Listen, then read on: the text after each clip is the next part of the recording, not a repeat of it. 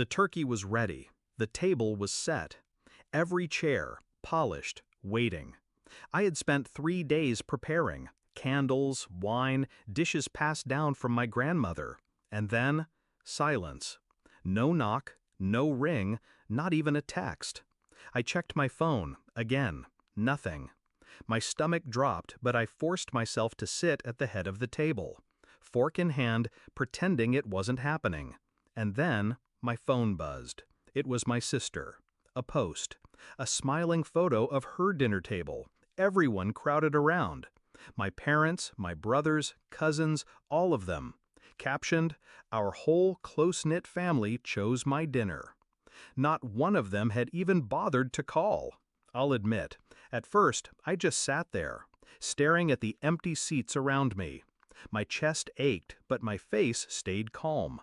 I've learned something about myself. I don't lash out. I don't scream. I wait. Because revenge, when served cold, is far more satisfying. It wasn't always like this. Growing up, I was the afterthought, the quiet one. My sister sparkled, my brothers joked, my parents bragged about them. Me, I was tolerated. But I kept giving. Holidays, birthdays, dinners, always the one who hosted, always the one who tried to keep the family stitched together. And each year they pulled farther away, pretending not to notice my efforts. Thanksgiving was supposed to be my proof, my chance to show them I could be the anchor too. Instead, it became my breaking point. I didn't confront them. I didn't send angry texts. I booked a vacation. The next morning, while my sister uploaded more photos of her perfect family dinner, I was boarding a plane. Somewhere warm, somewhere beautiful, somewhere very, very visible. Because if there's one thing my family loves more than themselves, it's appearances. I planned my posts with precision. Day 1, a casual beach photo. Nothing loud, just me with a drink, sunset glowing behind me. Day 2, a luxury resort pool, infinity edge melting into the horizon. Day 3, dinner at a 5-star restaurant. A single caption, "Grateful." And then the piece de resistance. A shot from the balcony of my private suite. Ocean stretching for miles. Hashtag Thanksgiving my way. The reaction was instant. My phone lit up with missed calls, messages, voicemails. My mother's voice, tight with panic. "Why didn't you tell us you were going away?" My father's clipped tone. "Are you trying to make us look bad?" My sister's hissed text. "Wow, way to embarrass the family." Embarrass them. That was the word. Not hurt them, not disappoint them. Embarrass. They hadn't cared about my empty table, but they cared about what the neighbors might say when they saw my photos. I didn't answer right away. I let them stew. The silence was intentional, calculated. For the first time, they weren't ignoring me. They were waiting on me.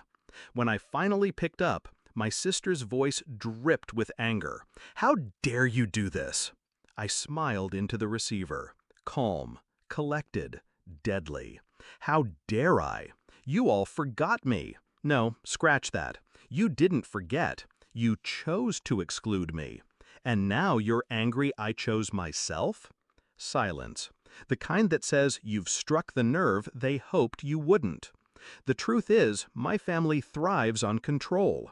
They like me small, dependent, overlooked. They like to remind me of my place at the edge of the table. But that vacation wasn't just a getaway. It was my declaration. My way of saying, I don't need you. Not your dinners, not your validation, not your approval.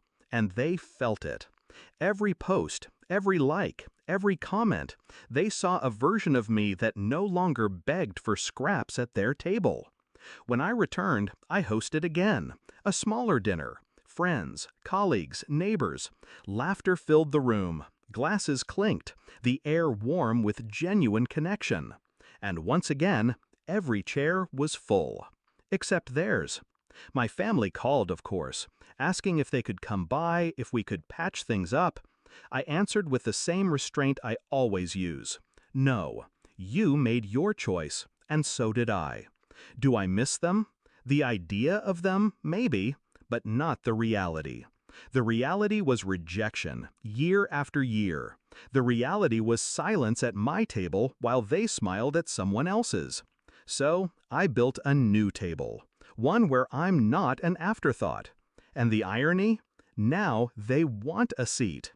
That's the thing about betrayal. It teaches you who belongs in your life, who deserves the best of you. And sometimes, the sweetest revenge isn't destroying the betrayer, it's outgrowing them so completely that their absence feels like freedom. I don't think about that empty Thanksgiving table anymore. Not with bitterness, at least.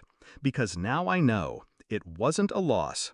It was the first clear sign that I was meant to stand on my own.